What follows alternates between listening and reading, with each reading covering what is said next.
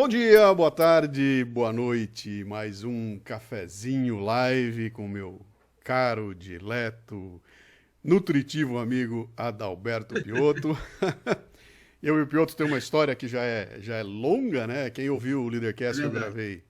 Leadercast que eu gravei com ele, a gente contou lá como é que foi o nosso encontro. Eu encontro com ele que ele me entrevistando pela primeira vez lá atrás, na época do livro do Everest, e a gente depois de lá andou se cruzando assim por e-mail até que a gente, um tempo atrás, engatou aí na tentativa de um podcast, né? Só não foi adiante porque problemas de agenda, problemas de patrocínio, aquela coisa toda, mas a gente ainda chega Sim. lá. Então, para mim, é um prazer muito grande tê-lo aqui, o Piotr. Eu quero dar boas-vindas ao pessoal. A turma está entrando lá, mas não está dizendo de onde eles são, então eu sei que tem gente de tudo quanto é lugar aqui do Brasil, até de fora do Brasil, mas o pessoal tá chegando aqui para participar dessa. Opa, Rondônia lá. Até já vi Rondônia aqui, ó. É longe, né? Puxa. Piotr, seja muito bem-vindo nesses tempos de pandemia, nesses tempos de profunda reflexão. Vamos tentar aqui a gente. Aliás, deixa eu fazer o que eu fiz no anterior lá. Eu já vou resolver o problema de largada, tá? O mundo mudou, tá tudo um horror, tem uma pandemia, que péssimo, tá morrendo um monte de gente, pronto. Já falei o ruim, agora vamos falar do que interessa aqui, que é como é que a gente lida com isso, né? Foi por isso que eu te convidei e é um prazer muito grande ter você aqui, meu caro. Luciano, muito obrigado pelo convite, um prazer. Aliás, você estava falando do livro do Everest, do seu Everest. Acho que foi 2001 ou 2002. Não passa disso, não, viu? Eu tenho Dois, absoluta certeza. Dois, dois. porque isso foi no Sintonia CBN, um programa de sábado, se não me engano, e eu fiquei nele até, acho que agosto ou setembro de 2002. Depois eu fui para o programa da tarde dos dias de semana, o CBN Total, por isso que eu me lembro. Então Sim, foi 2002, é isso? 2002. Foi, acho que Então, foi no lá, lançamento meu do livro. Everest, Foi no, foi meu no- Everest ela no exa- livro, né? Exatamente, estamos aí, cara. O Piotr é uma voz conhecida aqui da rádio, ele já atuou como âncora em várias rádios. É um cara que faz muita falta nessa mídia maluca que tá por aí, né? E eu tenho a chance de privar da amizade dele, então a gente, eventualmente, agora bem mais do que antes, a gente se liga, né? E aí, cara, É viu as verdade. do dia? E ficamos horas no telefone ali, um alimentando o outro das suas impressões, tem sido muito instigante, muito legal, né? Por isso eu te chamei aqui. Piotr, quando alguém pergunta pra você o que é que você faz, você hoje em dia diz assim, eu sou jornalista, vai desculpando? Não peço desculpas, não. Mas eu reconheço que ele tem todo o direito. Aliás, isso é uma coisa que o jornalismo está começando a aprender agora. Já deveria ter aprendido, porque o jornalismo nunca mediu esforços para apontar o dedo para nenhuma outra classe de trabalhadores, outra classe profissional ou setor profissional, ou qualquer setor da sociedade como um todo. O jornalismo sempre apontou. E de forma diligente, quando era de forma diligente e responsável, estava fazendo o trabalho, apontando erros, buscando, obviamente, soluções, apontando desvios, sobretudo na classe política, mas não só na classe política, o setor privado também. Esse é o clássico da corrupção. A corrupção normalmente envolve o setor público, mas o corruptor normalmente é do setor privado. Então, não é que se apontava o dedo para o corrupto público, porque desse você espera, dada a fé pública do órgão e tudo mais, e o objetivo dele estar lá para servir ao público, que ele o faça de maneira responsável, honesta, transparente. Mas hoje, e isso é um avanço, eu acho um avanço extremamente importante da sociedade brasileira, é que se quer a mesma lisura, a mesma correção da outra ponta. A outra ponta é o que acabou sendo conhecido como corruptor, ou seja, o setor privado que precisa de alguma coisa do setor público. Eu posso compreender que, em boa parte das vezes, e acho que a gente começa a explicar a corrupção daí, o agente público criava uma dificuldade para vender uma facilidade. A venda da facilidade era a corrupção. Mas o sujeito do lado de lá topava pagar. Quando a gente viu esse caso do mensalão, isso foi claro e notório, que o sujeito, em vez dele arcar com as agruras de fazer a coisa correta, falou, bom, quanto custa isso? Ah, custa sei lá quantos milhões, ou X% do que eu vou ganhar, então vamos embora. Punha na conta do produto, repassava isso para o consumidor, que somos todos nós, hoje 210 milhões de brasileiros, e fazia o negócio.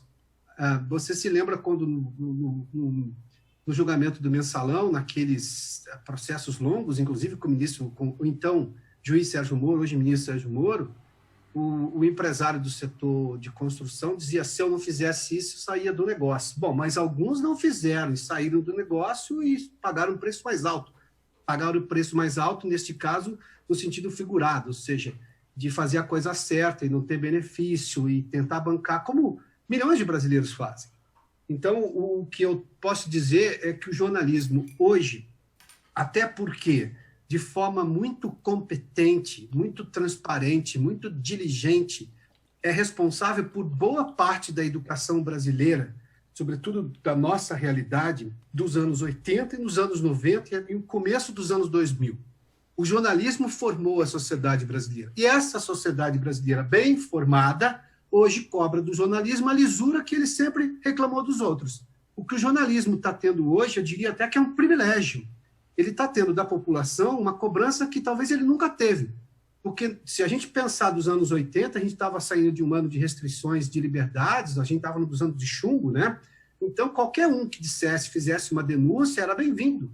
Afinal, ele estava falando alguma coisa que ninguém tinha coragem de fazer. Então, os veículos tinham uma importância. Mas mais que isso, o jornalismo fez muito mais que isso. Eu fui formado pelo jornalismo como cidadão. Acabei me envolvendo profissionalmente, fui estudar jornalismo e hoje sou jornalista profissional. Mas o jornalismo hoje está sendo cobrado de forma diligente, transparente, pela população que ele mesmo formou. E o jornalismo não pode pegar e se colocar na posição de vítima e dizer assim: não, mas a liberdade de expressão... A liberdade de expressão não tem nada a ver com isso. Alegar que você reclamar de um jornal ou de a postura que este ouvinte, espectador, leitor, considera equivocada do jornalista, não é ataque nenhum à liberdade de expressão. Isso é uma bobagem gigantesca. E isso, na verdade, porque se pode dizer, Luciano, se você me permite rapidamente já concluo a resposta dessa sua primeira pergunta, isso é corporativismo no pior que se podia imaginar. Da mesma forma que um deputado lá nos anos 90 dizia assim: você atacar o parlamento, você está atacando a democracia. Muito pelo contrário, eu estou querendo que a democracia seja exercida. Ou seja, esses vícios de se colocar como vítima, boa parte do jornalismo faz isso hoje, e faz de forma irresponsável, lamentável, que dá vergonha alheia. Daí, respondendo objetivamente ao que você me perguntou, eu entendo o direito que tem, sim, a raiva em boa parte dos cidadãos, posso dizer, o incômodo, na maior parte deles, ainda é um incômodo, mas muita gente já extrapolou, e isso é ruim que chega a esse ponto. Se o jornalismo está sendo atacado, o jornalismo precisa, obviamente, começar, do ponto de vista externo, repudiar o ataque, porque ninguém quer violência. Não, ninguém tem o direito de tirar o microfone de um repórter, de bater, de virar uma viatura de emissora de televisão, de atacar uma redação, nada disso. Como ninguém tem o direito de fazer isso em qualquer outra empresa ou qualquer outra pessoa. Mas o jornalismo, no momento em que ele repudia isso, ao mesmo tempo ele precisa se perguntar para saber se ele está entregando um produto realmente compatível com o jornalismo que ele mesmo ensinou lá nos anos 80 e nos anos 90. As gerações que sucederam os jornalistas de hoje fizeram um trabalho exemplar, fantástico, de formação sociopolítica do cidadão brasileiro. Esse cidadão, uma vez que aprendeu, está cobrando.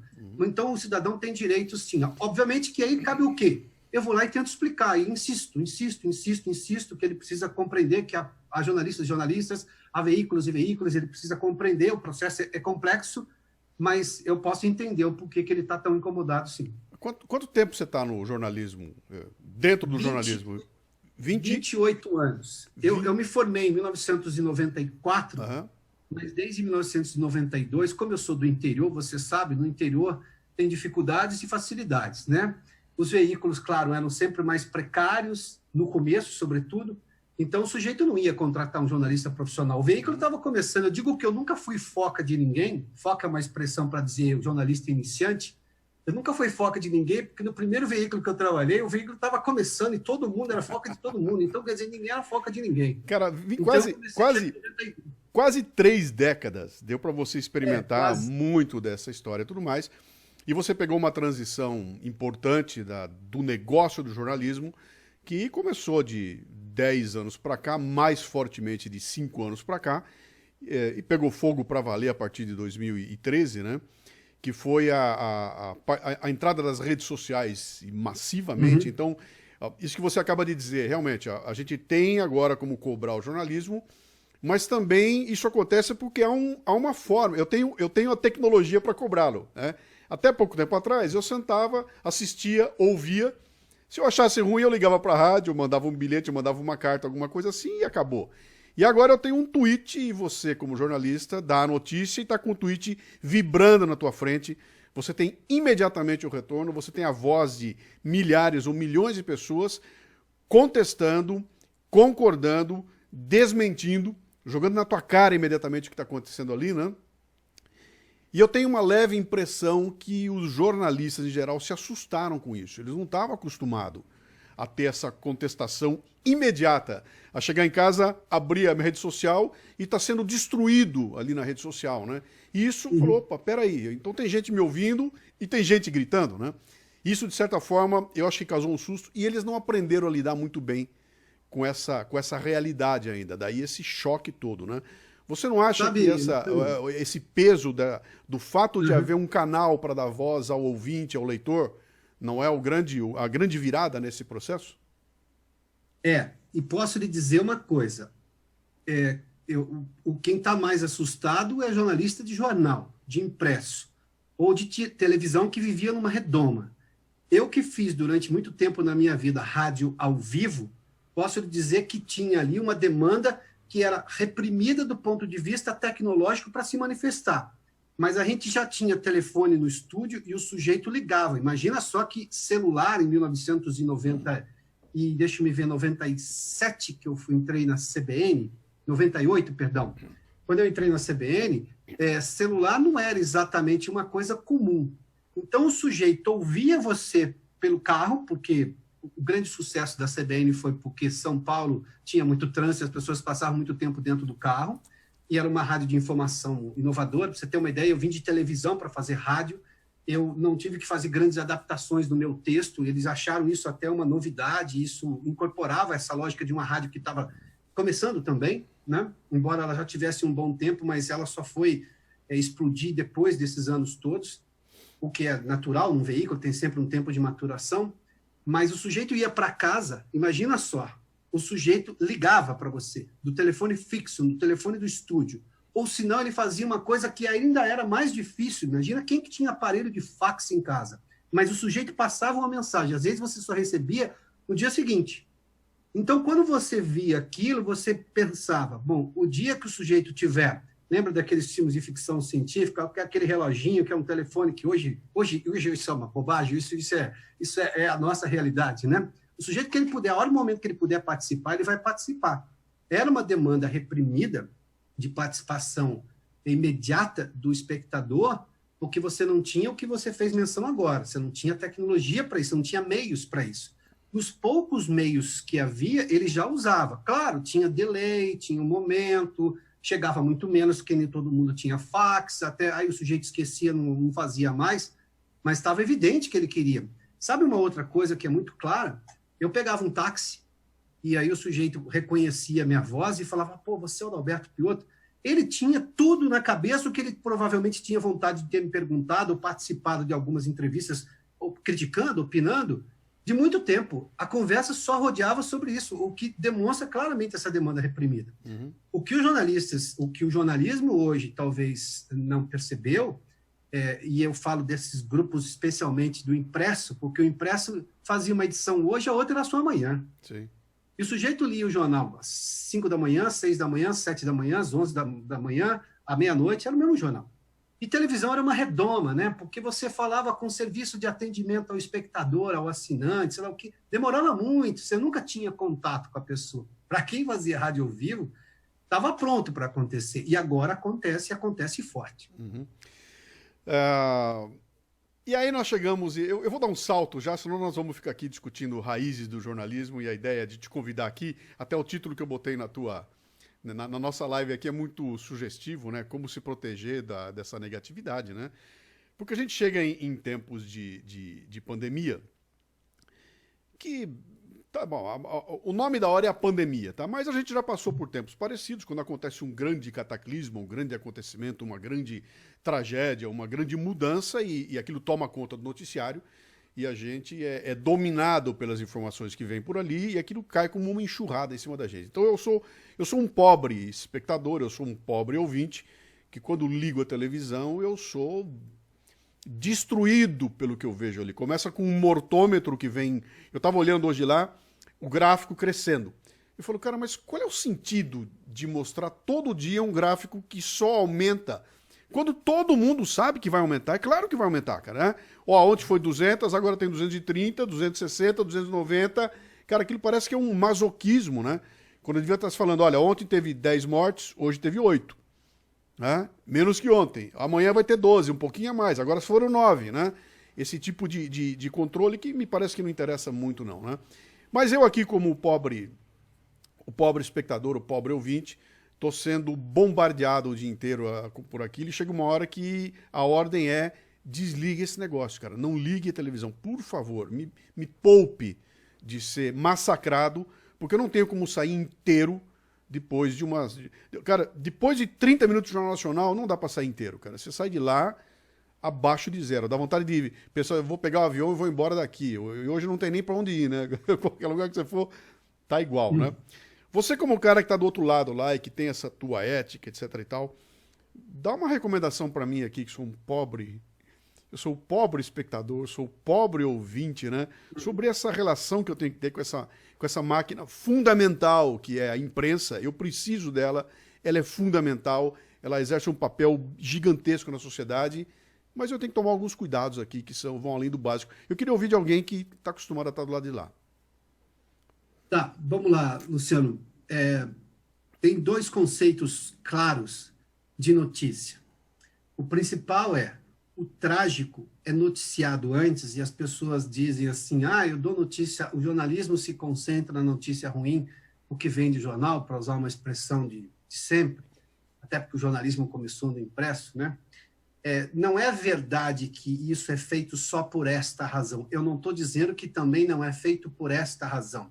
É que a notícia trágica é o acontecimento que pode ser aumentado, porque imagina só, se eu tenho, vamos voltar lá na história da Inglaterra, se eu tenho o Jack Estripador, eu tenho que dizer que tem um sujeito estripando pessoas, porque aquilo é um perigo potencial para as pessoas.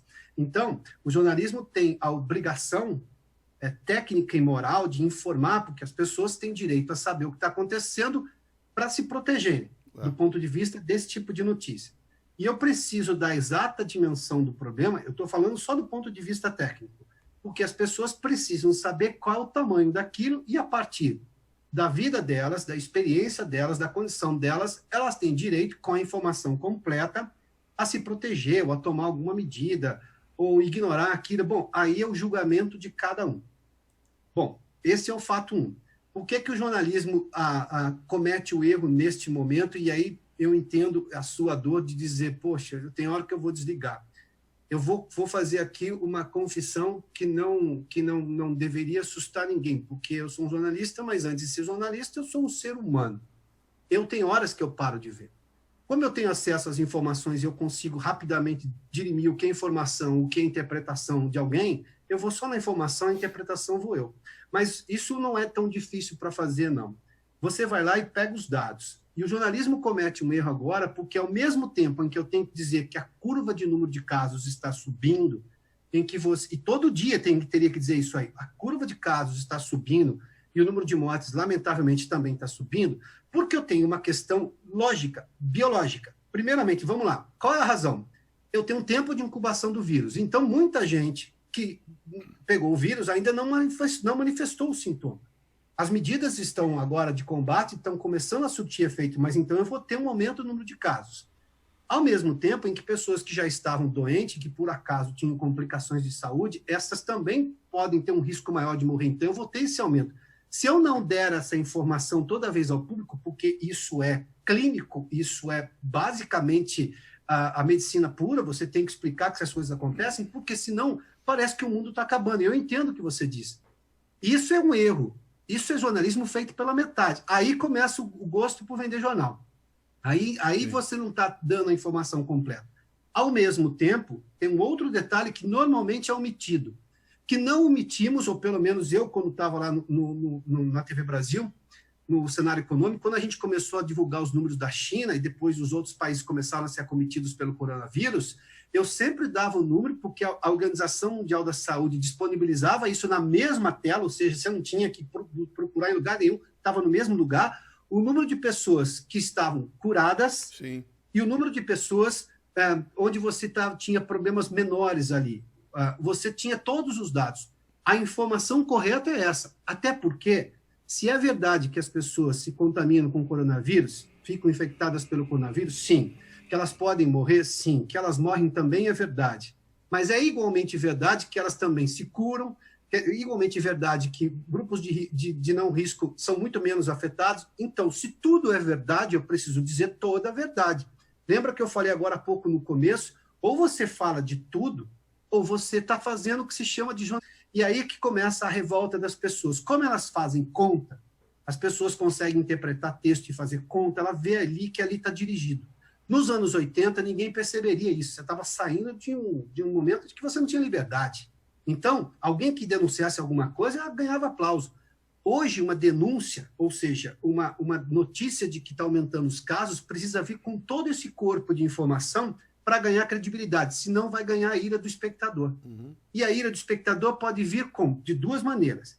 Ele xinga, ele reclama, ele vai na rede social e usa todas as expressões, tira o microfone de repórter, conforme a gente está vendo aí, o que obviamente não é recomendável, mas a gente só está relatando fatos que nós estamos vendo aí, ou ele começa a se rejeitar completamente o jornalismo, o que é muito ruim para o jornalismo. O jornalismo tem que ter a noção clara de que ele não pode ser rejeitado. E não é porque ele está dando uma notícia que as pessoas não querem ouvir, é porque ele está dando a notícia pela metade. E as pessoas estão percebendo isso. Então, quando você assiste uma manifestação, centenas, sei lá se milhares de pessoas em cima lá da ponte estaiada, parada a ponte estaiada, o pessoal lá em cima aos gritos, o povo, abaixa a Rede Globo, alguma coisa assim, você fica, cara, são as pessoas se manifestando teoricamente contra o mensageiro, né? Eu estou atacando o mensageiro. Eu não deveria atacar o mensageiro. Se o mensageiro está sendo atacado é porque alguém está sentindo que alguma coisa está vindo ali, além da mensagem em si. Tem a mensagem, mas tem um interesse que está sendo tratado ali e que a gente já discutiu isso milhares de vezes, não é o caso de voltar aqui agora. Mas é interessante você ver o pessoal atacando o mensageiro, né? Eu vou atacar o mensageiro que deveria só quem... Olha, peguei um fato, trouxe aqui todas o fato, o contexto, o que a gente viu, trouxe um especialista para dar a ideia dele a respeito e agora você pega isso aqui, cozinha e tira a tua conclusão. Mas não é assim que vem, né? O fato já vem com um contra o outro, tem tendência, tem uma intenção por trás dele, e as pessoas começaram a perceber isso e estão dando troco ali, né? E o mensageiro está editando a mensagem, né, Luciano? Acho que é isso que você está dizendo. Exatamente. Mas ele não está editando tecnicamente, que é uma ferramenta, na verdade, necessária para o jornalismo. Porque, claro que você tem gorduras numa notícia, você tem muita coisa que não precisa estar lá, você vai lá, você edita porque você, às vezes, precisa ter um formato jornalístico que não cabe mais do que 2 ou 3 minutos para determinada coisa, ou tem que caber em meia hora uma entrevista, tudo bem. Essa edição... Aí é que você percebe qual é o compromisso moral e ético do jornalista. Quando ele, apesar de ter que fazer uma edição, e o entrevistado, ou a fonte da informação, nunca se ofende com isso, quando ele percebe que você fez todo o esforço para preservar o coração da notícia. Claro. Você não tirou coisas que são essenciais, você tirou as coisas que poderiam ser tiradas, mas você não mexe no contexto. Quando eu dou um peso gigantesco para uma coisa que as pessoas já sabem que existe, todo mundo já conhece o coronavírus, já sabe que tem, já sabe quais são as medidas, e depois eu vou lá e não dou a outra notícia, eu não dou tanta ênfase a uma coisa que é o que nós estamos procurando. O que nós estamos procurando? Número de curados, cura, a vacina, a tentativa, esperança para sair disso. O horizonte, né? Cadê o horizonte, né? Onde está o horizonte? Das pessoas. É isso. É interessante como essa coisa funciona, né? E a gente já aprendeu. O Piotr é um baita do entrevistador, sabe muito bem como fazer entrevista, e eu acabei me aventurando nessa também, e é muito fácil você compreender rapidamente que o grande lance da entrevista são as perguntas, cara. Mais do que a resposta que vai ser dada, É a pergunta que vem dali. Até porque, quando você está diante de um político, cara, ele vai responder o que ele quiser. É na pergunta que está o âmago. Então eu estou ouvindo aquela entrevista, eu já sei qual é o jornalista que vale a pena prestar atenção, porque dali vem uma pergunta pertinente. Ele não vai se preocupar com o cabelo do Mané, com a bobagem, como é feito hoje em dia. A pergunta é feita para o Piotto para que ele dê uma declaração contra o Luciano, para que depois o cara possa vir para o Luciano e dizer assim, olha o que o Piotto falou, você viu que falou de você, o que você tem a dizer? E cria-se um conflito, cria-se uma encrenca, e aí ele quer me ver dando pancada no Piotto. É o tempo todo perguntas utilizadas como armas. Né? A pergunta não é para elucidar um caso, é uma arma, é para agredir. E quando você pega diante de você um cara escolado, um cara com o pavio curto, que nem o Bolsonaro, cara, o cara faz uma pergunta dessa, vem um coice. É evidente que vem o coice. Todo mundo sabe que virá o coice. E aí o coice vira notícia. Entendeu? Então, qual é a notícia? É o coice. Então, cara, isso não vai levar para lugar nenhum, mas eu quero puxar a conversa aqui para uma coisa que você comentou comigo. Eu acho até que você fez um post no Facebook que você estava falando dessa coisa estranha que está acontecendo com os debates, né? Os caras vão lá e propõem um debate. Então, vamos ter um debate aqui. Está acontecendo agora o grande debate na CNN, mas em geral, né? Então, todas estão fazendo isso. Levam pessoas para debater. E, de repente, você percebeu, como eu percebi também, que esses debates não são para chegar num consenso. É um debate para ver qual lado ganha, né? E você termina o debate e fala, cara, o que aconteceu? Nada. Ficou um tentando provar que o outro estava errado, e o meio, sabe, não tem um caminho do meio, né? Cara, isso não é uma perda de tempo gigantesca, de recurso, tempo, dinheiro, esforço?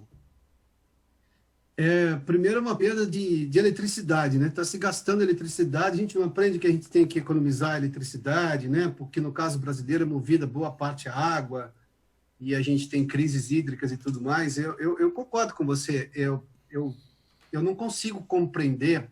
Claro, eu consigo compreender. O que eu não consigo compreender é porque alguém toma essa decisão no jornalismo de hoje com o público diligente de hoje, que percebe esse tipo de manobra. O que eu noto nesses debates é que um lado vai lá para discordar do outro.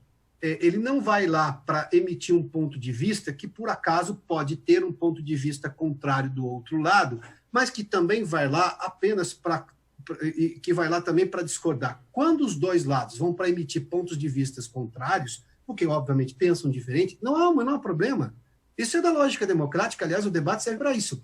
Mas o objetivo final é o quê? Discordar sempre para oferecer argumento para sua patota, para sua galera fazer lá o seu barulho na internet, ou seja, para a turma da lacração, lacrar a favor desse, depois lacrar a favor daquele. Você pode ver pelo YouTube, o sujeito edita as perguntas de alguém e não põe nem a resposta do outro. Sim. Para pensar um negócio desse, eu estou querendo dar ênfase a um debate e eu edito só a pergunta lacradora de alguém, de um lado, e não edito a resposta do outro.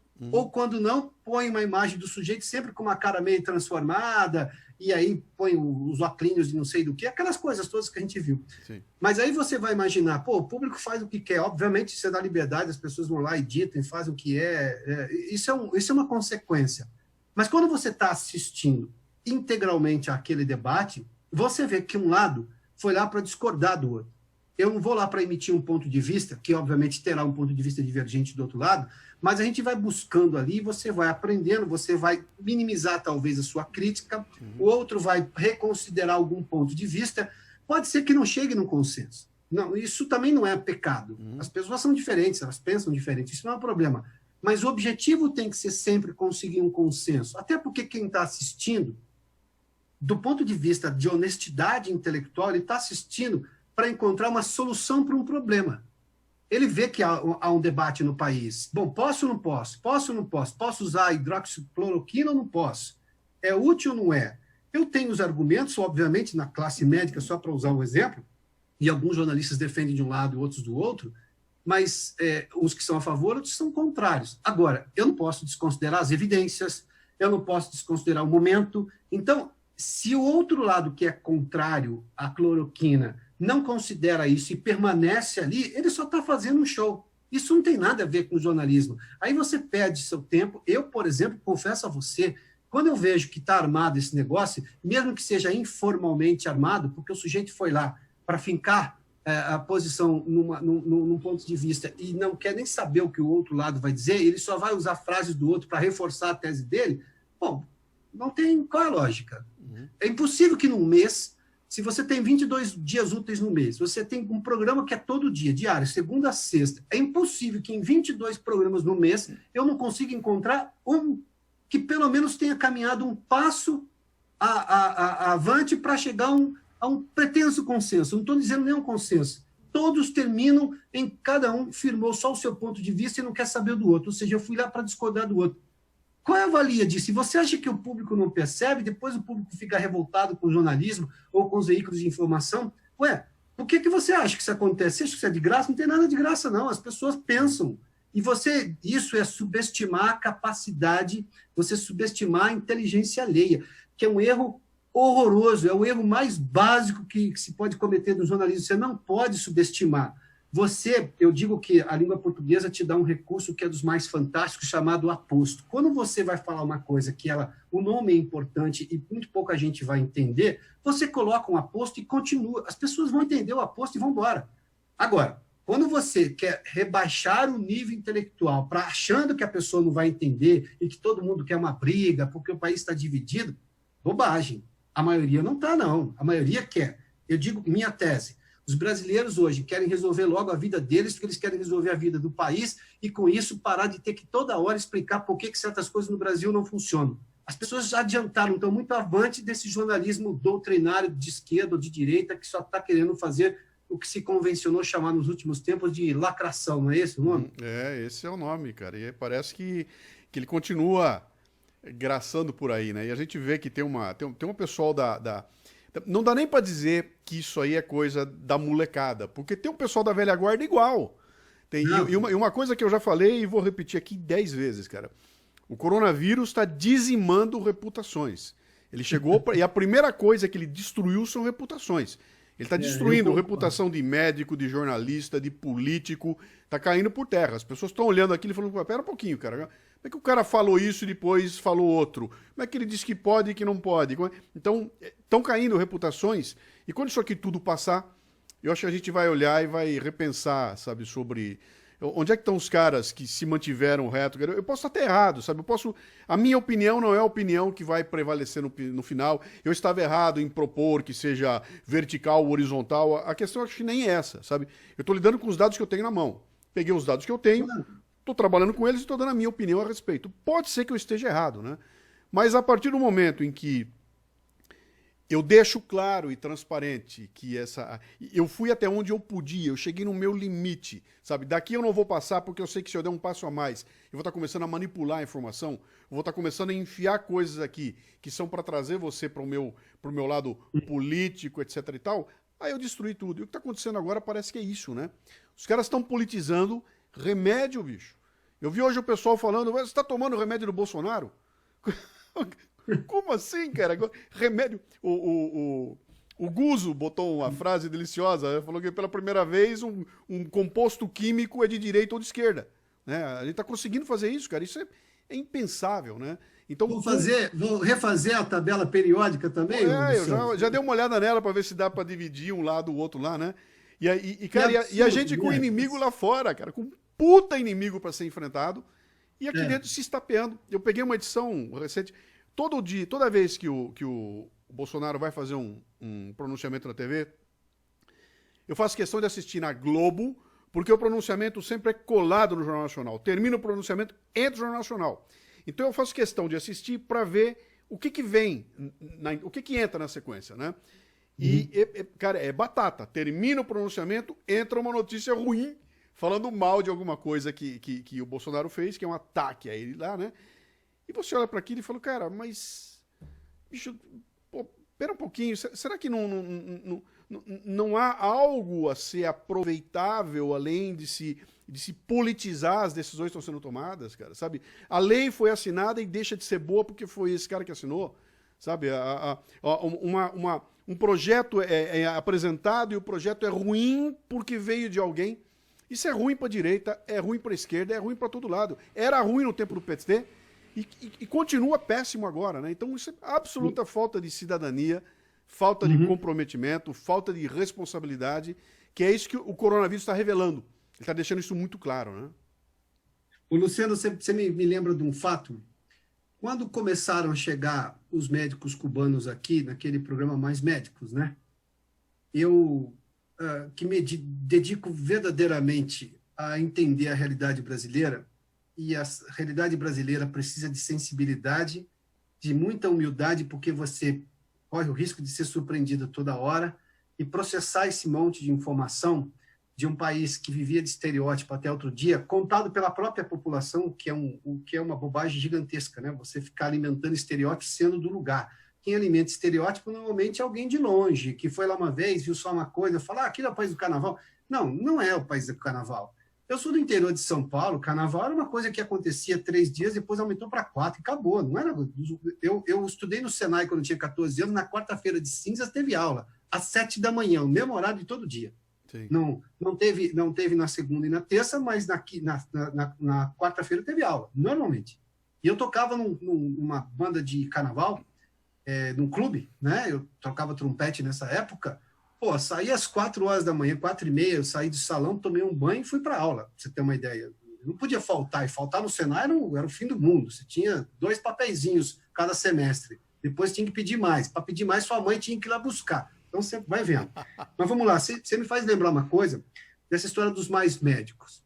As organizações dos médicos aqui no Brasil, os conselhos de medicina foram todos contrários e tudo mais. Eu compreendo o ponto de vista deles. Eu disse à época, eu escrevi sobre isso, eu falei em palestras sobre isso, falei em entrevistas sobre isso. Eu entendo que o médico que aqui passa por um processo complexo até ele conseguir a habilitação de médico, e que o médico cubano chegava aqui sem passar pelo mesmo, sendo que se o médico brasileiro for trabalhar no outro país, ele tem que passar por processos de seleção e conseguir o que eles chamam de revalida e tudo mais. Só que eu não posso ignorar, e isso foi o lado bom do Mais Médicos, e não importa se foi o governo Dilma ou não, quem fez foi o governo daquele momento, e era o governo Dilma, porque eu tenho hoje nesse país, ainda tenho uma carência gigantesca de pessoas que nunca foram assistidas por nada. Quando imagina só, um sujeito que nunca teve nada, chega lá, vamos imaginar que é um meio médico, o médico cubano, eu só estou usando aqui uma força de expressão. Para esse cara, a vida melhorou 100%. Sabe o que é melhorar a sua vida 100% em alguma coisa? Qualquer pessoa sabe fazer essa conta. Sim. Essas pessoas estavam fazendo esta conta. E aí eu dizia para as entidades de médicos aí, eles ficaram irritados comigo. Aí a pergunta é sempre assim, o comentário, como um jornalista inteligente como você, quando o cara começa te elogiando desse jeito, ele vai te dar uma porrada, né? Vai. Como é que um jornalista inteligente como você não percebe o absurdo que é isso? Eu falei, não. Como é que vocês não conseguem perceber que nós somos um país de milhões de pessoas que nunca tiveram acesso a nenhum médico, nenhum enfermeiro? A cidade não tem ninguém. Eu vou lá, essa vida da pessoa melhora 100%. Quem não tinha nada passa a ter é 100% de melhora. Óbvio que eu não posso comparar com quem tem acesso ao melhor da medicina, por exemplo, aqui em São Paulo, e nós sabemos o que é elite no sentido melhor da expressão da medicina que temos em São Paulo. Mesmo no serviço público, no SUS, nós temos transplantes no SUS, são da coisa mais fantástica que se tem no mundo, que se faz aqui no Brasil. Mas vamos lá. Esses sujeitos não entendiam. Você fez menção, não importa qual é o governo, eu vou citar uma outra coisa. Eu não me furtei em elogiar o Mais Médicos naquele momento por esse aspecto. Bom, tinha problemas na forma como o repasse era feito do dinheiro a Cuba, tinha tudo isso. Eu não estou tirando nada disso da história, mas eu tenho que levar em conta que eu tinha um problema que começou a ser resolvido. As pessoas desassistidas passaram a ter alguma assistência. Bom, a ministra Damares, de Direitos Humanos, da Mulher de Direitos Humanos, é provavelmente uma das ministras que mais levaram bordoada da imprensa, que nunca leu por inteiro o que ela estava dizendo, o que ela escreveu, nunca ouviu por todo o que ela disse e nunca entendeu a situação na qual ela estava atacando. Vamos pegar um exemplo muito claro. O caso de Marajó, lá no Pará, da ilha de Marajó. Lembra da história das calcinhas? Fábrica de calcinhas, sim. Quando você vê a imprensa, o problema é falta de calcinha, ou seja, a menina se mostra mais fácil, foi a leitura que a imprensa maldosamente, de forma vergonhosa, fez da frase da ministra. Por quê? Ah, a menina está se fazendo de fácil, não usa calcinha, acaba sendo estuprada. Meu Deus, é um contrassenso imaginar que uma menina de 12 anos, ou 11 anos, ou 10 anos tenha capacidade de pensar nisso. E, primeiro, não era isso. O que ela disse é que as pessoas que estavam lá, naquele momento, disseram para ela, ministra, a gente precisa de trabalho, não adianta a gente só dar assistência, essas pessoas precisam começar a trabalhar. E aí que surgiu a história de uma fábrica de calcinhas que, por acaso, aí as mulheres, obviamente, esse setor normalmente é mais incorporado por trabalhadoras, por mulheres, então a fábrica poderia dar a dignidade que qualquer emprego dá, o salário que dá liberdade para as pessoas poderem decidir onde elas querem gastar, e, claro, a autoestima da pessoa melhora. Ou seja, Piotr, eu fiz questão naquela época, ir procurar muito essa história, eu debulhei esse assunto, fui assistir os vídeos e eu vi tudo o que aconteceu lá. E o que aconteceu foi que a ministra estava indignada, porque quando ela chegou lá e viu os números de estupro de crianças lá, e ela colocou o problema, ela recebeu diversas explicações das pessoas, né? E uma das explicações que veio foi essa, falou, mas também as meninas andam por aí, não tem calcinha, elas andam sem calcinha. Que era uma das explicações do porquê estava acontecendo aquilo. E ela imediatamente virou, bom, se é esse o problema, que traga uma fábrica de calcinha para cá. Vamos botar uma fábrica de calcinha e vamos trazer emprego, etc. e tal. Então ela estava colocando aquilo como rebatendo um argumento que é ridículo do ponto de vista moral, né? Mas que é real. As meninas estavam sem calcinha porque não tinham, então vou botar uma... E aí o pessoal pega aquele fragmento, aquela frase, e bota na capa do jornal e dá e cria uma narrativa, botando um rótulo na pessoa e fazendo aquilo que nós estamos vendo acontecer, cara. Aí você não discute mais, não se discute mais o conteúdo. Discute-se... Eu dei um exemplo, acho que no teu programa. No teu programa. O teu programa... O Piotr está botando um programa novo no ar. Deixa eu aproveitar aqui até o engate aqui, né? O Piotr começou já uma série, eu vou botar ele no ar aqui, chama-se Pensando o Brasil, ele está apresentando lá na TVCE. Eu estou colocando na tela aqui o link.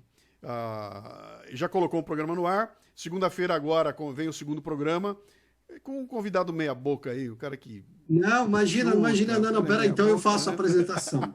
O Luciano Pires, essa gravação com o Luciano, que vai ao ar na segunda-feira, já foi feita muito antes de tudo que tinha acontecido com o coronavírus. Quando você vai lançar um programa desse, você sempre abre uma frente de entrevistas, porque às vezes você não consegue a agenda do entrevistado, você não pode correr o risco, como elas são umas entrevistas muito mais produzidas, é dentro de um estúdio e tudo mais, então a gente não podia correr esse risco. O Luciano gravou comigo provavelmente há 1 mês e meio, Luciano, se não me engano. Suponho que seja assim. isso. Foi alguma coisa ou assim. Até um pouquinho mais.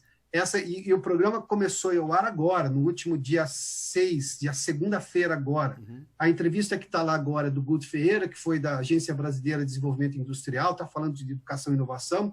E nesta segunda eu já convido você, se você me permitir aqui a propaganda, claro, viu, Luciano? Claro, por favor. Você que está nos acompanhando agora, entra no ar a entrevista com o Luciano Pires, que a gente vai falar de todo esse drama de rede social, da educação das pessoas, da percepção das pessoas, de o quanto que elas têm de liberdade. Vou usar uma frase que o Luciano tem lá na entrevista, as pessoas, tá todo mundo se lambuzando com isso. A gente não tinha tudo isso e agora recebe tudo ao mesmo tempo. Você não tem uma rede social, você tem 4, 5, 6 redes sociais.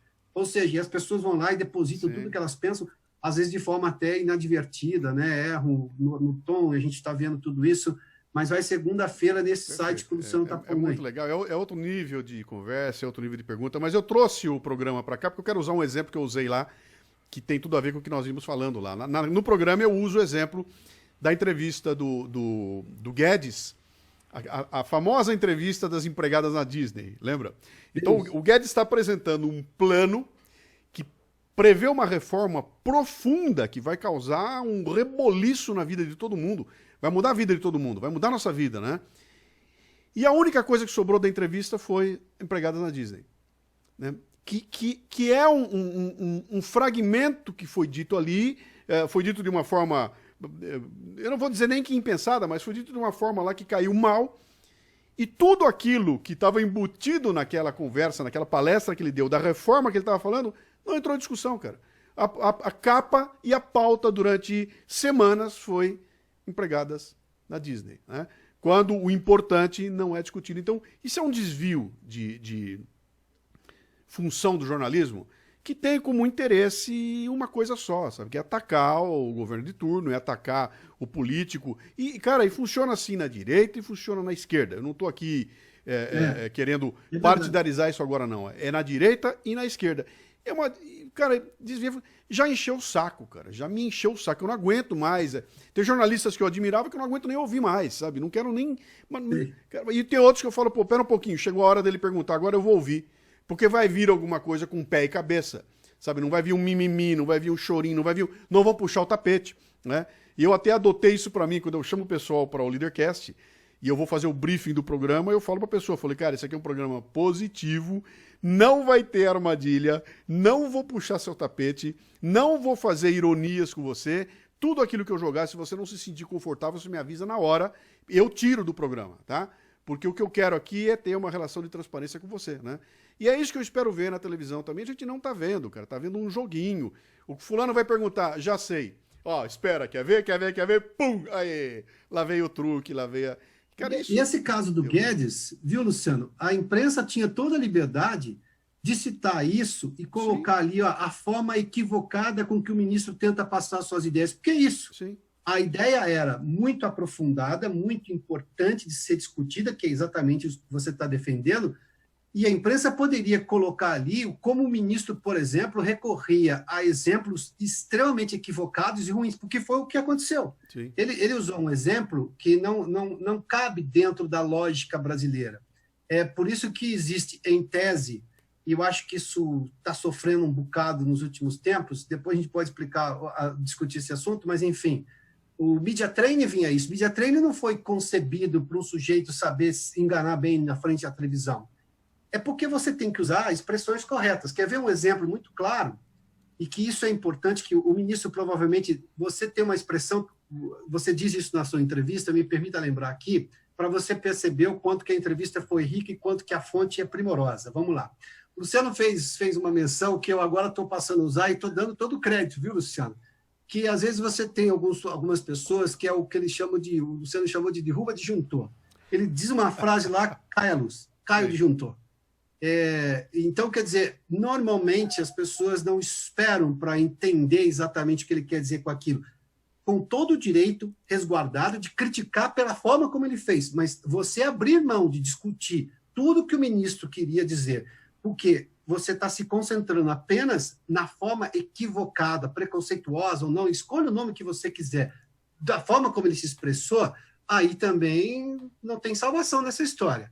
Não tem bonzinho nessa história, vamos ser sinceros. Se o ministro errou ali, o jornalismo está errando depois. Aí é uma questão só de saber no minuto qual quem errou quem. Mas que o ministro errou primeiro, bom, errou, tudo bem. A forma está ruim. Coisa que o presidente Bolsonaro faz com muita frequência. O conteúdo do Bolsonaro, o que ele está querendo dizer, é extremamente importante ser discutido. Você pode concordar, discordar, isso é outra história. Uhum. Agora, a forma que ele usa, às vezes, é muito ruim. Aí você chama atenção para isso, daí derruba o disjuntor, que diz o Luciano. Exatamente. Mas a imprensa, ao se concentrar em só falar da forma, sem discutir o conteúdo, aí também está errando e está errando muito. Eu não esperava, você não pode esperar de quem tem tempo maior para pensar, de elaborar uma pauta, que você se concentre só nisso. Aí tem maldade. Aí já tem má fé, aí já tem perseguição, aí já tem jornalismo doutrinário, que, de novo, não é jornalismo, mas é só para compor as duas palavras. Sim. Pessoal, eu coloquei o link o pessoal está me pedindo o link aqui do TVSE, eu já coloquei aqui nos comentários, tá? Botei ele aqui no comentário, dá para vocês copiarem aqui. Vou colocar de novo aqui na sequência, ele está aqui. Legal. Piotr, posso fazer o meu merchan aqui agora, antes da gente, que eu tenho mais coisa. A gente vai estourar o tempo aqui hoje, tá? Nós vamos lá, mas eu vou falar para o pessoal que está nos ouvindo aqui, eu vou estar lançando nos próximos dias, aí, na semana que vem, o meu primeiro curso, que é o Produtividade Antifrágil, né? Tudo que nós estamos conversando aqui tem a ver com esse curso, inclusive, porque eu estou falando sobre a capacidade que a gente tem que ter de olhar para as coisas, entender o que é que está acontecendo e organizar o pensamento antes de botar o trem na rua, né? É um curso feito... Não é para dar dicas de software que você vai usar, não é para dar a história de 5 maneiras de você conseguir fazer tal coisa, não é para contar a história do japonês que deu certo, não. É um curso para dizer o seguinte, cara, muda o olhar. Acorde de manhã pensando que você tem uma missão ao longo do dia, que é adotar uma busca sistemática, constante e organizada por oportunidades de ser mais produtivo, né? Eu quero fazer mais com menos, quero fazer mais rápido, quero assumir um compromisso, entregar o compromisso, e o antifrágil entrou ali pelo momento que nós estamos vivendo aqui. O que vai acontecer? Cara, nós estamos passando por um chacoalhão sem precedentes. Está quebrando gente, nós vamos voltar, pelo menos durante um período, menores do que a gente entrou, os budgets vão diminuir, o pessoal vai estar com menos dinheiro, vai ter uma pancada de coisa acontecendo ali, e a gente vai ter uma exigência muito grande de fazer mais com menos, né? E eu achei que esse momento aqui era um momento propício para botar no ar. Então, o que acontece? O que tem no ar hoje aqui é uma página do produtividadeantifrágil.com.br, onde nós só estamos recolhendo e-mails de gente interessada. Não está cobrando nada, é só entrar lá e falar, pô, eu queria saber mais, né? Bota o e-mail ali e a gente vai fazer uma comunicação direta na semana que vem, quando a gente conseguir botar na rua esse projeto aí, que parece fácil, né? Piotr, vamos fazer um curso, põe no ar, cara, dá um trabalho... Não é fácil, não. Desgraçado, mas está ficando legal, está ficando gostoso, eu estou ansioso para ver ele nascer e estou aproveitando essas lives aqui para bater um pouco mais nessa tecla dele, né? Piotr, a gente tem muitas conversas aí, nós dois, aí de bastidores, quando a gente fala nomes, né? Cita fulano, cita ciclano, aí dá pra gente fazer uma análise um pouco mais apurada, coisa que não se pode fazer em público aqui, porque vira tititi, né? O pessoal pega um trechinho, põe no ar e acaba criando uma bagunça, né? Gigantesca. Qual é o futuro que você está vendo aí, cara? A gente já entendeu a encrenca, sabe? Tem uma máquina lá fora que tem seus interesses, que está nos pressionando como raras vezes nós somos pressionados. Nós temos uma outra máquina, que é a máquina das mídias sociais, que nos traz o outro lado, nos traz muito mais informação. Cara, eu estou afogado no meio de informação. Eu nem sei mais o que eu olho, o que eu leio, de onde eu vejo, porque cada lado que eu vejo um negócio diferente, entram os memes, cara, vira um inferno de informação e eu tô afundando ali no meio, né? E esse aqui é exatamente o momento, quando eu tô com a mão para fora lá, afogado, chamando, que eu deveria encontrar pontos de apoio, pessoas nas quais eu pudesse confiar, sabe? Aquele órgão de empresa onde eu falo, pô, lá eu posso ir, porque eu sei que ali eu vou ter uma informação transparente. Ou então eu vou naquele outro órgão de imprensa que eu sei que é de direita ou é de esquerda ou tem simpatia por A ou por B, vou me alimentar dos fatos ali, porque eu já sei qual é o que tem por trás. Eu sei de que janela eles estão olhando, entendeu? Que isso é claro, que é muita coisa da mídia norte-americana. A mídia, ela diz, né? Ela diz, eu sou republicana. A Fox é republicana, portanto, o que vier de lá, eu já sei o que. Então eu posso ir preparado. Não tem ninguém fazendo truque, que é o que nós estamos reclamando, me enganando, sabe? Me entregando uma coisa, prometendo uma coisa e entregando outra, ou embutindo dentro da notícia uma sacanagem, alguma coisa que é para atingir um objetivo lá atrás, né? Então, no momento que está essa confusão toda, é quando eu deveria ter esses ícones que eu pudesse buscar, né? E pelo que nós estamos falando aqui, esses ícones estão difíceis de ser encontrados, né? O que você acha que vai acontecer quando passar essa bagunça toda aqui, cara? A gente vai olhar com os mesmos olhos para essas redes de TV, para esses programas, as organizações vão desmanchar, os profissionais vão aparecer. Então, mesmo numa organização que eu sei que manipula a informação, de repente lá no meio tem um profissional que, cara, pô, eu não gosto daquele jornal, mas tem alguém lá que merece ser lido, porque esse eu acredito na pessoa, embora não acredite na organização, né? Como é que você vê essa responsabilidade que a gente tem nesse tempo todo aí? Luciano, que vai ter mudanças, que haverá mudanças, não tenho dúvida. Nós teremos muitas mudanças. Entender o que vai acontecer com a audiência desse ou daquele veículo é difícil supor, porque você tem uma audiência que eu chamo de audiência da força da gravidade.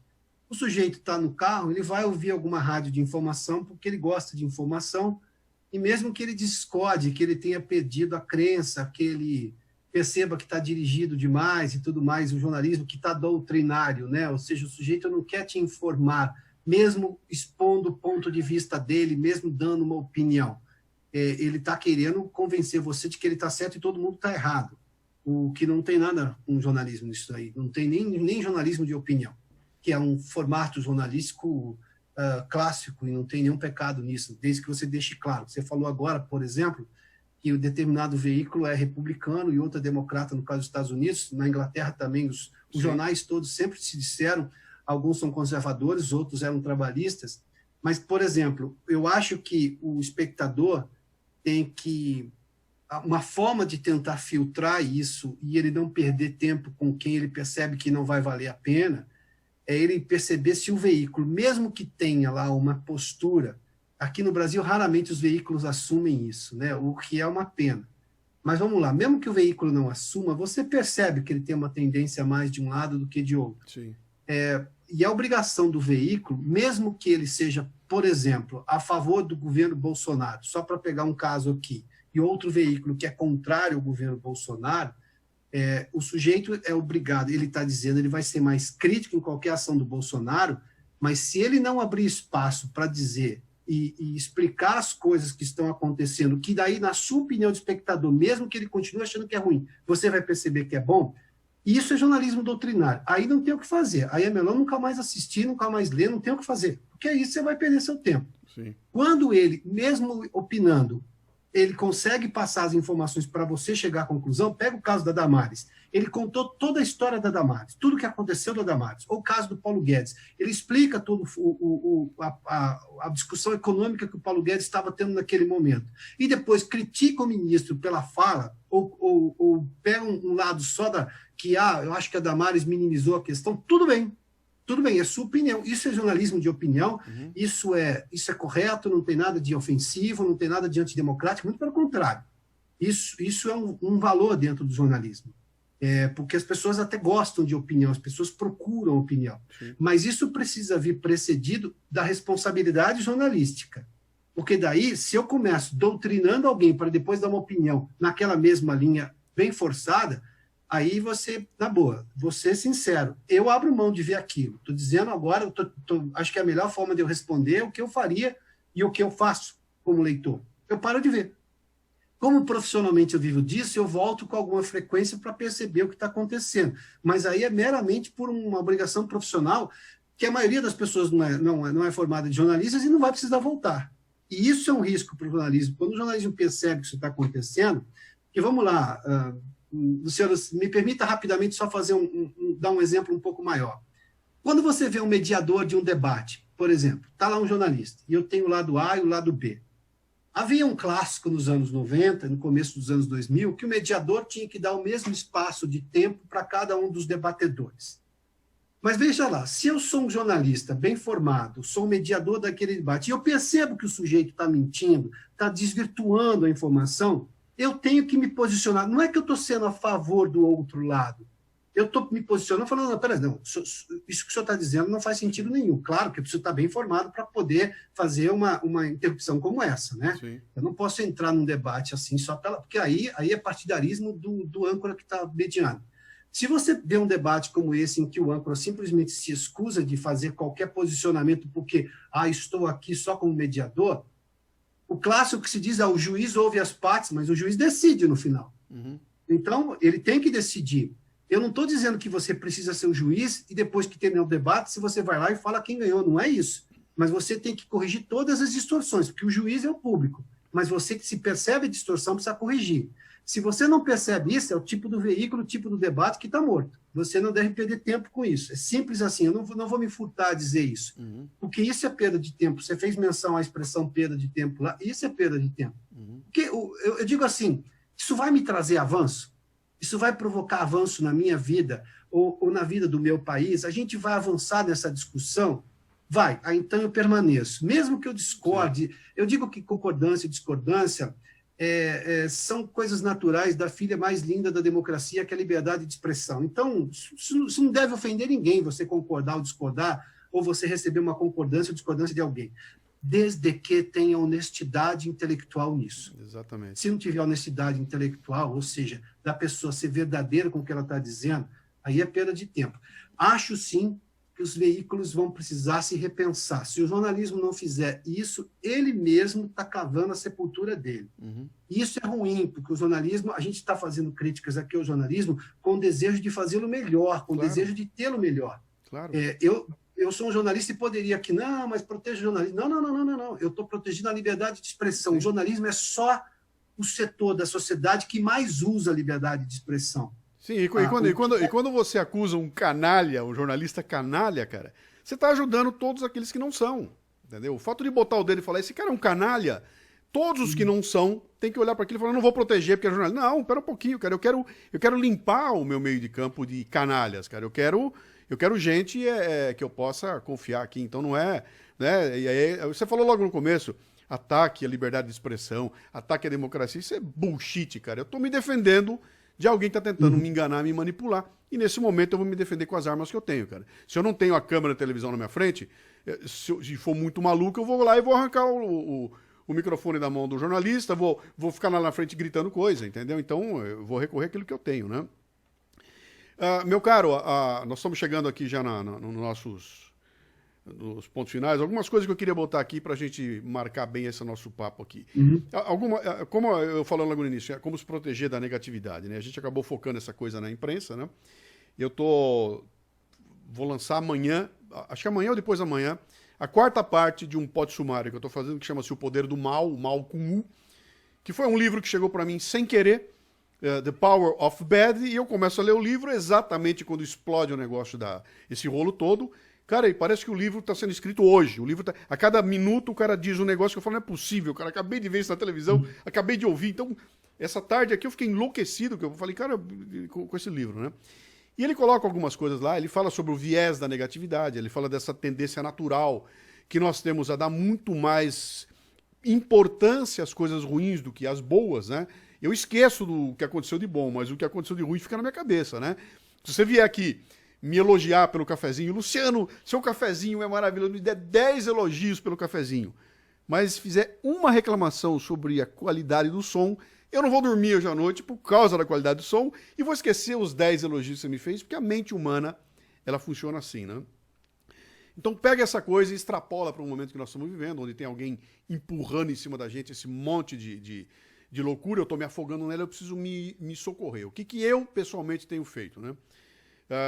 Eu não deixo de ver nada, na verdade eu vejo tudo, eu passo, cara, eu vejo um pedaço do programa do Siqueira, eu vejo lá o programa eu vejo todos os noticiários da televisão, um pedacinho de cada um, vejo da cultura, tudo aquilo que está acontecendo que é importante, eu acabo vendo. Por quê? Qualquer programa desse que atinge 5, 6, 7, 10, 30 milhões de pessoas, cara, tem que ser visto. Alguma coisa está acontecendo ali que vai mobilizar a sociedade e vai acabar nos atingindo aqui. Então, por uma questão de necessidade profissional, eu tenho que ver. Então, eu tenho visto isso tudo. E o que eu vou acompanhando ali? Olha, achei um cara que é folclórico, tá legal. Achei um outro, esse aqui pisou na bola. Pisou uma vez, pisou a segunda vez, pediu desculpa? Não, vai para a listinha negra, né? Eu vou pro tweet desses caras aí e vou procurar quem é que eles estão curtindo. Deixa eu ver os tweets que esse cara curte, né? Olha o que ele... Cara, alguém tweetou um absurdo, o cara foi lá e curtiu o absurdo. Eu falei, o que é isso, bicho? Como assim? Porque quando ele curte, ele tá demonstrando para seus seguidores que alguma coisa tem ali que merece. Como não veio nenhuma crítica, se ele curtiu, ele tá a favor daquilo, né? E aquilo eu vou montando uma listinha e essa listinha vai definindo com quem é que eu vou gastar meu tempo, né? E, cara, essa listinha foi demolida. Se eu pego essa lista de 3 anos atrás e comparo com a lista de hoje, cara, virou de ponta cabeça. Sobrou 2 ou 3 caras ali que eu continuo vendo, continuo lendo, continuo assistindo, continuo indo atrás, porque eu sei que dali continua vindo alguma coisa que me nutre, né? Mas aquilo mudou completamente. Então, tem uma responsabilidade que eu puxei para mim como espectador. Aquele espectador que eu falei para você lá no começo, sabe? O cara que tá fragilizado, vulnerável, tô sentadinho aqui e os caras estão despejando coisa em cima de mim. Ele tem uma responsabilidade dele, que é escolher para quem é que ele vai dar tempo de vida, escolher quem é que ele vai compartilhar, cara. E aí é que tá a grande arma minha, tua, da turma que tá nos vendo aqui, o pessoal que tá com a gente agora nesse momento aqui. Cara, nós somos um grupo que tem um monte de seguidores. Se nós tivermos aqui 100 pessoas vendo essa live aqui, esses 100, se cada um deles tiver 100 seguidores, cara, nós estamos falando de um grupo que envolve aí, sei lá, 10 mil pessoas. Uma coisa compartilhada nesse grupo aí, que todo mundo compartilhe, acaba criando um movimento, cria força. Então, nós temos um poder que até outro dia a gente não tinha. Então, há uma responsabilidade minha, sim senhor, como espectador, como ouvinte, como leitor, de trabalhar muito bem, escolher para quem eu vou dar meu tempo, reagir e contar para os outros. Né? Se eu ver uma canalice, eu vou contar para todo mundo a canalice que eu vi. E vou mostrar, entendeu? Não vou reproduzir aquilo, porque quando eu reproduzo eu estou dando ganho para aquilo. Mas eu vou entrar, por exemplo, num grupo como a Confraria Café Brasil, que é um grupo fechado, e lá dentro eu vou e faço isso o dia inteiro. Moçada, olha o que esse fulano falou. Olha o que essa fulano... Olha esse cara aqui. Presta atenção nisso. Veja o que foi dito aqui, e ali eu desmonto aquilo que foi dito e explico. Cara, presta atenção o que tem por trás aqui, no meu grupo fechado. Né? E esse grupo tem um ânimo ali, eu posso trabalhar à vontade lá dentro, porque lá dentro circula tudo e eu não estou dando ibope para esses caras que estão falando bobagem lá fora. Né? Então, esse é o papel que eu tenho feito aqui como comunicador e o momento em que eu assimilei a minha responsabilidade como espectador. Então, eu já não sou mais aquela vítima babona sentadinho no sofá e sendo massacrado. Eu tenho a força, cara. E cada um de vocês que está vendo a gente aí também tem essa força. Portanto, nós temos que exercer. Sabe, não é para, como o Piotr falou, não é para atacar o cara na rua, não é para virar o carro, não é para pôr fogo, não é para ser mal educado, não é para ser grosso e xingar, mas é para pegar e explicar, cara, olha aqui, ó, isso está errado, isso não funciona, isso não é assim. Não... Família, olha o que apareceu aqui, para de compartilhar isso no grupo do WhatsApp, isso é mentira, e a verdade está sendo colocada aqui, que é um processo que a sociedade vai ter que fazer para amadurecer. Eu acho que a gente começar a praticar isso aí, cara, nós vamos ser uma onda que vai obrigar esses jornalistas todos a repensar a forma. Quando o cara for abrir a boca, ele sabe que tem uma onda que está vindo em cima dele lá. Então ele não vai poder fazer isso impunemente ou jogar para a torcida dele, sabe? Tem tem gente lá fora olhando e essa coisa, se o homem for grande, se a gente der sorte, esse conceito chega até os caras que têm dinheiro, os grandes anunciantes, os caras que bancam toda essa coisa toda, esses caras vão começar a escolher também. Falou, cara, se eu vou botar dinheiro para patrocinar alguém, eu vou em alguém cujos valores estão passando incólumes por esse processo maluco que nós estamos vivendo aqui. Ele merece. Ali manteve, aqui tem transparência. Lá eu vou botar dinheiro. E lá eu vou ajudar que aquilo cresça ou amplie. E eu acho que é isso, cara. É a sociedade se mexendo para limpar esse processo todo. Quando isso acontecer, a gente vira de ponta cabeça esse país aqui. Sabe, Luciano, você fez menção nos próprios veículos de comunicação, além de muita gente séria que está lá, que pode estar sendo deixada de lado porque o fazedor de lacração está ganhando mais espaço e tudo mais, que é um erro da edição. Aliás, está faltando editor nos veículos de comunicação, porque o editor é aquele sujeito normalmente muito bem informado, mais experiente, que baixava um pouco a tensão da notícia para pegar o que realmente era importante. Os veículos perderam muito de massa encefálica, sabe? Perderam muito de gente, de intelectualidade dentro das redações, que era o que trazia análise mais sensata, mais inteligente, evitava os exageros e tudo mais. Mas dentro dos próprios veículos, além dessas pessoas que estão lá resistindo e fazendo bom jornalismo, dos próprios veículos começou a surgir recentemente órgãos internos ali para você desmascarar fake news, para você pesquisar, porque o jornalismo tem método e tem ciência para fazer isso, e tem acesso a muita coisa também, a fontes, sobretudo, para saber se aquela notícia é de verdade ou de mentira. Isso é um trabalho brilhante que o jornalismo está fazendo, ou seja, as pessoas sabem fazer o certo. Sim. Essa escolha equivocada, da qual nós falamos aqui e fomos muito críticos, e porque elas mereciam que fôssemos muito críticos, essas escolhas equivocadas foram escolhas equivocadas, que elas podem ser refeitas. A prova disso é que quando o jornalismo quer fazer uma coisa muito boa, ele consegue porque ele tem boa estrutura, ele tem boa formação lá. Estrutura, obviamente, que pode ser melhorada se você trouxer mais gente experiente, isso tem um custo, obviamente, mas tem que se repensar, tem que se refazer. Acho que o mundo do pós-coronavírus, você fez menção agora há pouco, né, Luciano? Os custos vão ser outros, as pessoas vão ter que se adaptar, vai ter que se fazer mais com menos, vai ter que trabalhar mais, aqueles valores que se tinha antes de serviços vão ter que ser revistos, tudo bem, é um momento, a gente vai ter que se adaptar a tudo isso.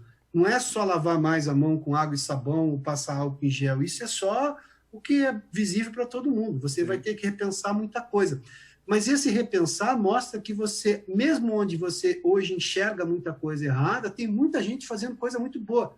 Os veículos, quando se juntaram, por exemplo, para exigir transparência dos veículos, dos órgãos públicos, Isso é extremamente republicano. Isso é jornalismo na veia. Quando os veículos vão lá, o problema está na interpretação que se faz do dado, quando se exagera de um lado sem levar em conta o todo do qual nós falamos aqui. Mas fazer essa diligência em relação ao poder público, isso é extremamente... E ninguém que é hoje um ente público ou é uma autoridade pública, se ele imagina que ele não vai passar por isso, isso é uma bobagem. Sim. Agora, quando ele reclama do exagero do jornalismo, não é ataque à liberdade de expressão também, não. O jornalismo tem todo o direito de ser diligente, duro com ele, desde que seja educado, desde que seja correto, e ele pode reclamar do jornalismo quando passa da linha também. O que o jornalismo talvez tenha demorado a perceber é que imaginava-se acima da sociedade. Eu acho que, em algum momento, parte dos meus colegas se imaginou acima da sociedade, nos veículos, sobretudo. E acima da sociedade não tem absolutamente nada, porque a sociedade é um conjunto de pessoas, e esse conjunto de pessoas não pode ter alguém acima dela, que se imagine do ponto de vista de ditar regras, porque aí nós vamos passar a viver uma ditadura, não é isso. Já está ensaiando, já tem uns ensaios aí, né? O coronavírus está morando isso também, está mostrando também alguns ensaios de como é que funciona um regime de exceção, cara, quando você é proibido de sair na rua, proibido de abrir a porta. Luciano, vamos falar desse assunto aí. Vamos lá. Eu não vou nem entrar no julgamento de valor do que disse o governador de São Paulo, João Dória. Se tiver aglomeração, vou mandar a polícia descer a porrada e vamos tirar todo mundo por força coercitiva. Essa é a expressão. Tá. Todo mundo compreende o que nós estamos vivendo hoje. Você imagina se, por um acaso, tivesse alguém do governo Bolsonaro que as coisas fossem invertidas e dissesse algo assim. Você não viu reação na mídia, nessa mídia a qual nós estamos criticando. Você não viu a OAB falando, peraí, governador, calma aí, pera um pouquinho. Sim. Vamos tentar todas as ferramentas. Por mais que ele tenha dito, espero que não cheguemos a esse ponto, ele não deixou esse ponto do lado. E olha que eu sou defensor, e estou dizendo como cidadão, em algum momento a força é necessária. Se as pessoas estão descumprindo uma coisa que está afetando a sociedade, afetando a maioria, é por isso que você tem força policial. É simples assim. Senão não precisaria existir polícia. É que tem gente que exagera, desobedece a lei e tudo mais. Mas você já imaginou esse tipo de coisa? Você não teve ninguém da OAB para simplesmente, olha, governador, vamos ponderar um pouquinho. Os direitos e liberdades o PSOL não preparou um pedido de impeachment para levar em Haia, né? Não fez nada disso, né? É isso que o público percebe e fala, pera um pouquinho, por que esse mesmo tipo de frase na boca de um lado é criticado e na boca de outro não é? E eu não estou nem fazendo julgamento de valor. Sim. Claro que ninguém pode fazer um baile funk ou um carnaval no meio da rua juntando pessoas. Não é o momento para isso. Sim. E olha que eu sou muito crítico em relação ao isolamento que se tem hoje. Acho que a questão econômica foi tratada de uma maneira muito, muito equivocada, porque economia é feita de gente. Todo tipo de gente. Então eu precisava que pelo menos isso estivesse à mesa para tomar decisões. Isso foi colocado de lado, vamos salvar a vida das pessoas. É populismo isso daí. Nós podemos até chegar, e poderíamos chegar à mesma conclusão de que não, precisa de isolamento. Tudo bem, desde que você considere todas as coisas. Você não tome uma posição sem considerar o outro lado. E o que a gente viu, por exemplo, foi isso. Esse debate em relação à saúde e economia que antecedeu o debate sobre a cloroquina, sim, é o seguinte, é um lado e depois do outro. Agora, vou falar só de cloroquina rapidamente, porque agora é uma opinião muito minha e pessoal. Eu não posso, no meio de uma guerra, como nós estamos vivendo, a OMS está usando a expressão guerra, ela não é minha, eu só estou reproduzindo, e eu creio que nós estamos sim numa guerra contra um vírus que tem um poder que a gente não consegue mensurar ainda. Você ser contra um medicamento que tem dado uma série de resultados porque ele tem efeitos colaterais. Todo medicamento tem efeito colateral. Mas o médico precisa receitar. Óbvio que o médico precisa receitar, mas eu preciso, ao mesmo tempo que as entidades médicas deem liberdade ao médico trabalhar, que ele não vá ser processado depois, porque naquele conjunto de situações ele considerou que deveria receitar a hidroxicloroquina. Você criou um debate político, você fez menção, né, sobre um elemento químico, um remédio, sim, o que é surreal. E você não vê, por exemplo, a OAB, vamos questionar a OAB velha de guerra, né, que é muito doutrinária, muito pouco ligada à democracia, não está demonstrando isso agora, né? Democracia só para um lado, para o outro, não, vamos considerar. Por que não se questiona essa declaração do governador de São Paulo de vamos usar a polícia? Pode ser que tem que ser feito isso, pode ser que isso seja realmente necessário, mas espera aí, falou e ninguém questiona? Os órgãos de defesa da democracia não vão se manifestar? Sim. Os veículos de imprensa? Estão usando celulares para verificar onde é que as pessoas estão. Cara, isso é o Big Brother, cara. Virou uma doideira. E tá muito interessante. Ninguém questionou isso aí. Precisou uma hecatombe, precisou um cenário de guerra para que essas coisas se revelassem, cara. Você pode até imaginar o seguinte, não, mas é tudo pelo bem da população. Cara, pelo bem da população veio Hitler, entendeu? Tava demorando para aparecer, né? Pelo bem da população teve morticínios gigantescos aí, então isso é muito complicado. Meu caro, 21 horas e 45 minutos. Luciano, todo ditador é antes um libertador. Começa, né, pelo bem de todos. Pode dizer isso aí. Cara, estouramos o nosso tempo aqui muito.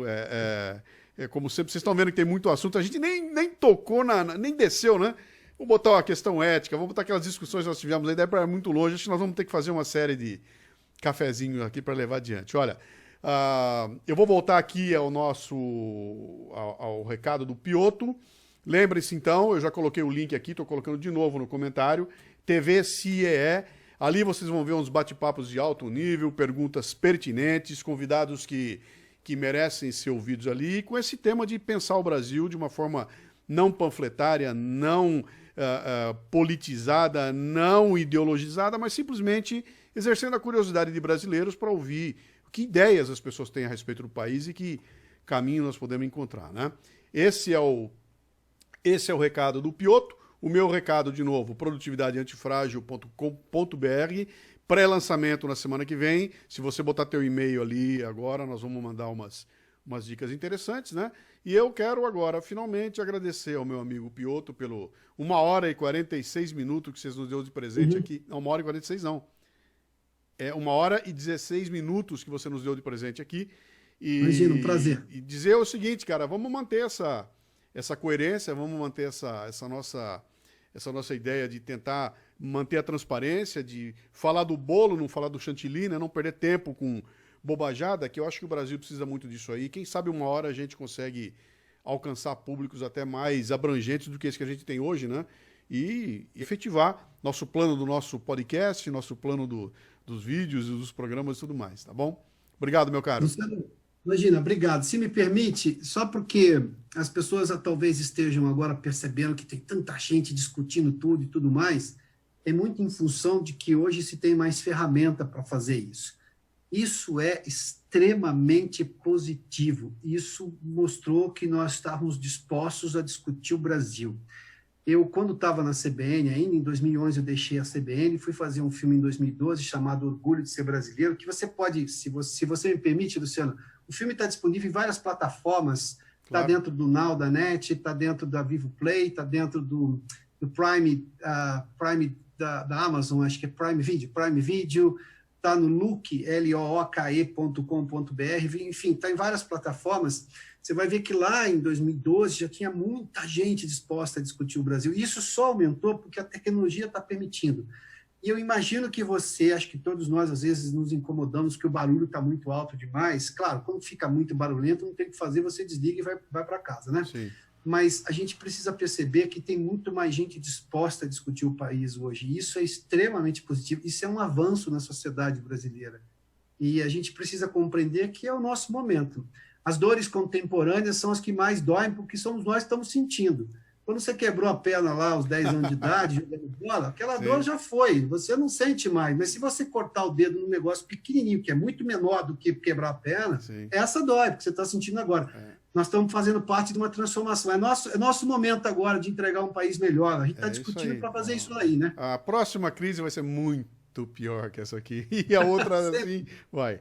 Meu caro, obrigado aí. Pessoal, vocês que nos acompanharam, com essa live a gente encerra a primeira temporada do Cafezinho Live. Eu estou preparando algumas ideias aí para uma segunda temporada quente que vem logo mais, mas agradeço a vocês aí, vamos na sequência. O programa vai ficar gravado, vai para o meu canal do YouTube, vai para o Café Brasil Premium e depois vira podcast. Está saindo no Café Brasil o áudio dessas lives aqui. Se você não teve chance de assistir, se você quiser indicar para alguém, indique o YouTube, indique o Premium, indique o podcast. Eu estou distribuindo da forma mais abrangente possível, tá bom? Obrigado a todos. Piotr, grande abraço. Nos vemos para um chopp presencialmente muito em breve. Logo, tomara que seja logo. Obrigado. Tchau, tchau.